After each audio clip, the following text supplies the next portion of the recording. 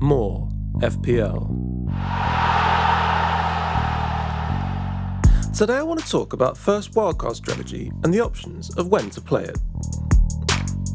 There are some things to discuss specific to this season with the mid-season World Cup, and also its implications on the Champions League, Europa League and Conference League. There are also more general things to discuss, like international breaks and fixture swings.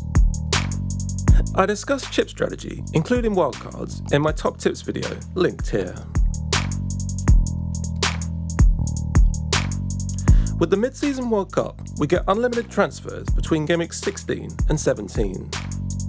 The second wildcard can only be played after game week 17, most likely later, around double game weeks. So the first wildcard has to be played by game week 16, but the question is, when? We get one free transfer each week, but bigger structural changes are often best on wildcards. More FPL. First, let's discuss a couple of key dates that should influence when you play your wildcard. The transfer window closes between game weeks 5 and 6, so hold until at least then, if possible. At that point, all squads are finalised and we can predict the first choice 11 for all teams. It's important to look out for each team lineup in the weeks following and check for changes. Another key date is the start of European competitions, which is between game week 6 and 7. At that point, we're going to see more rotation at clubs involved in these competitions. In the Champions League, there's 4 teams: Man City, Liverpool, Chelsea and Spurs. In the Europa and Conference League, there's 3 teams: Arsenal, Man United and West Ham. All these teams have no free midweeks from game week 6 until the World Cup. So with both these things in mind, a wildcard at least game week 7 seems sensible.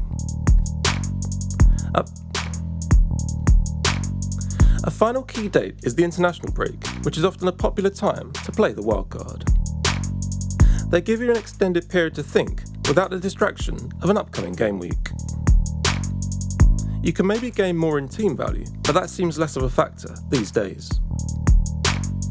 There's usually 2, but for this season, there's only 1 before the World Cup, between game weeks 8 and 9.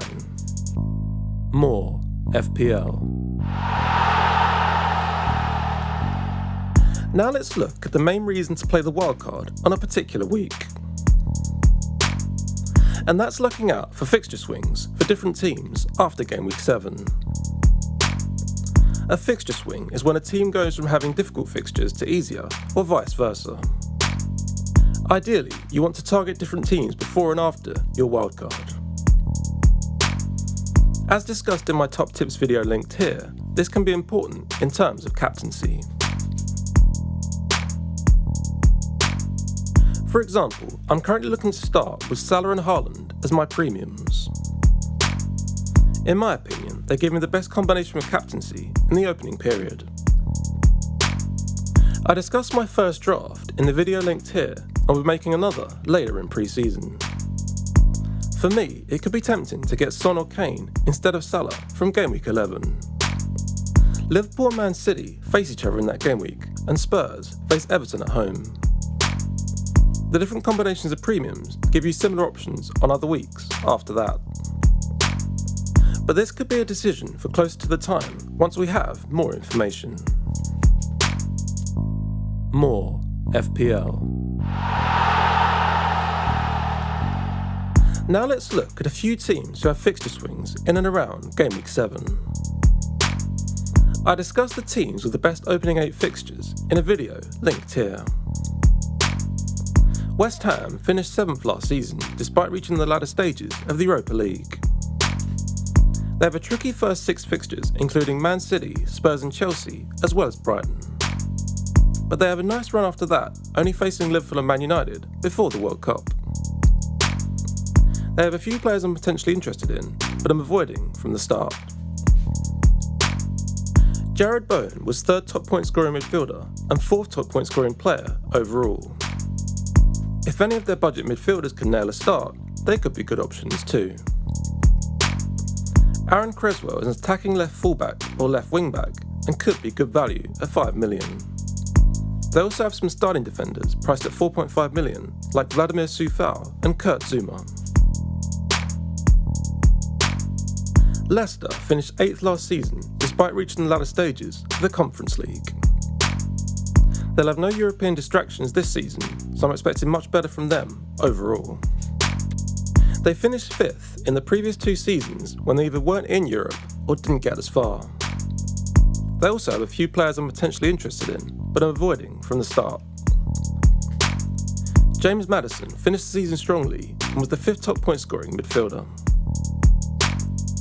When he's fit and playing, Jamie Vardy is still a good option and comes in at 9.5 million. All their starting defenders are 4.5 million, and someone like Timothy Castagna could be great value. Bournemouth have a really tough first 4, but then a much better run until the World Cup. By game week 7, we should have a better idea of how they'll fare against easier opposition. It's not clear how their championship numbers will translate, but a few players could be of interest. Dominic Solanke got 29 goals last season and could be a third forward option. Philip Billing got double figures for goals and assists last season and could be a 4th midfielder option. Bournemouth had the best defence in the league last season, conceding 39 goals. Jordan Zemura got 3 goals and 1 assist, and Adam Smith got 3 assists. Fulham have a very tough first 7, but then a better run to game week 14. Again, it's not clear how their championship numbers will translate, but we'll know more by game week 7. Alexander Mitrovic was the championship's top scorer by a long way, with 43 goals.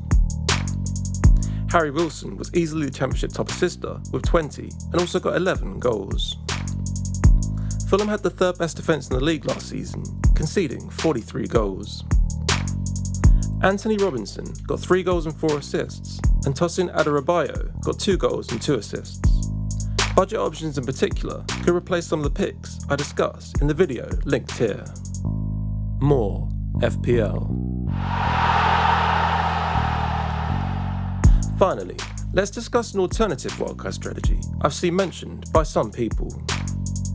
This is to play it in game week 16, effectively turning into a free hit just before the World Cup. The fixtures have been scheduled so there's no big clashes between the top sides. But then we may already own a lot of the players who have good fixtures anyway. We could end up with a higher number of goals than average, like in game week 38. But equally, there's a risk we could see a more cautious approach just before the World Cup. Players not going to the World Cup include Haaland, Mahrez, Salah and Robertson. Although it's an interesting approach, I don't see the value in it over looking for fixture swings. I'm personally looking to play it in at least game week 7 after the key dates mentioned earlier.